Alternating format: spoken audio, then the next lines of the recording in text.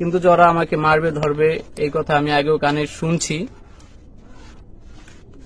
আমার সাথে রাব ব্যবহার করার চেষ্টা করছিল, আমি ওদের কাছে ক্ষমা চেয়েছি যে ভাই আমি যদি ভুল করে থাকি আমি ক্ষমা, যেহেতু এই মাহফিলটা আরো আগেও হওয়ার কথা ছিল, যে কোনো সমস্যার জন্য হয় নাই, অনেক প্রচেষ্টার পরে মাহফিলটা। আচ্ছা ভাই, বখাটের ছেলেদেরকে আপনি কি চেনেন? হ্যাঁ চিনি। ওদের নাম কি ভাই?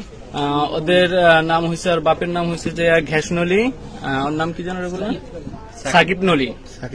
তারপর ছিল যে আকাশ ছিল, আকাশ শিহাব, তারপর হয়েছে যে সজল, আচ্ছা, তারপর ছিল রাজীব এবং হাসিব, আর হয়েছে যে সেলিম খারপোলা, রুবাই এবং রশিদ হালাদারের ছেলে মেহেদি। মানে ওরা লাঠি আগাই দেওয়ার সহযোগিতা করছে আর কি।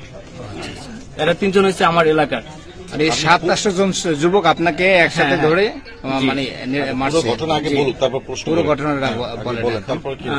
আগে পরে কি ঘটনা ঘটছে? তারপরে ওখানে বসে এটা যেহেতু সামান্য ব্যাপার, ঠিক আছে, আমি কমিটিকে জানাই নাই, যেহেতু এটা ওখানে মিট হয়ে গেছে, এই জন্য আমি যতটুকু দায়িত্ব আমি ততটুকু দায়িত্ব পালন করছি।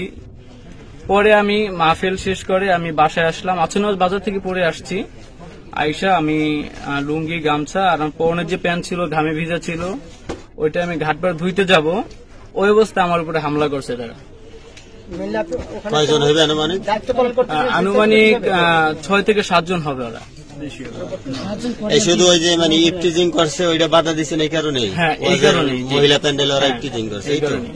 তারপর আরো সূত্র থাকতে পারে, সেটা আমার ধারণা। শুধু আপনাকে একাই মেরেছে না আপনারা? না, আমার যে ছোট ভাই ছিল ও আমার সাথে অজ্ঞ মেরেছে, ও ফিরেতে গেছে অজ্ঞ মেরেছে। পরে আমার বাবা আবার গোসল করে আসতেছে, তখন আব্বুকেও মারছে ওরা। মানে আপনাদের ফ্যামিলি সবাই ওরা? হ্যাঁ, সবাইকে। আমি যেকালে বাজারে ছিলাম সেকালে এই খবরটা একজনে বলছে। মারপিটের ঘটনাটা কোথায় ঘটছে? ঘটনাটা হচ্ছে যে ওখানে যে আমি ওদের বাধা দিয়েছি, এটাই ছিল ওদের কর্প।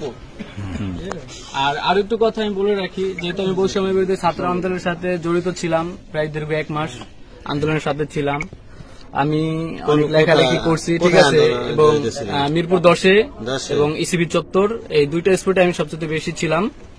সারা ঢাকায় ছিলাম, উত্তরায় ছিলাম, কয়েকটা স্পটে আমি ছিলাম, আমার দায়িত্ব ছিল, ওখানে ছিলাম, আমার দায়িত্ব ছিল, আমাকে যেখানে দিচ্ছে ওখানে আমি স্পটে ছিলাম। তো এটা নিয়েও হয়তো এলাকার যারা আওয়ামী লীগ সন্ত্রাসী আছে, এদের চোখে ভালো নজর তারা দেখে নাই, এই বিষয়গুলো উঠতে পারে।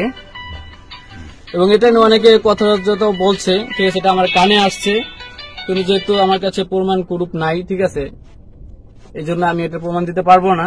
কিন্তু যারা আমাকে মারবে ধরবে এই কথা আমি আগেও কানে শুনছি। আর মূলত কথা, আমি এলাকায় বেশি তেমন একটা থাকি না, ঢাকাতেই থাকা হয়, ঢাকাতেই কাজ করা হয়। আর যখন আসি তো 1 সপ্তাহ 2 সপ্তাহের জন্য আসি। এই বাড়ি টু আমাদের কয়রা বাজার, মাঝে মাঝে ফজলু ভাই দোকানে যেয়ে বসি, এইটুকুই। তাছাড়া আমি তেমন বাইরে চলাফেরা ঘোরাফেরাও করি না। আচ্ছা, মাহফিলে কি শৃঙ্খলা বিভাগের দায়িত্ব ছিল তুমি? জি।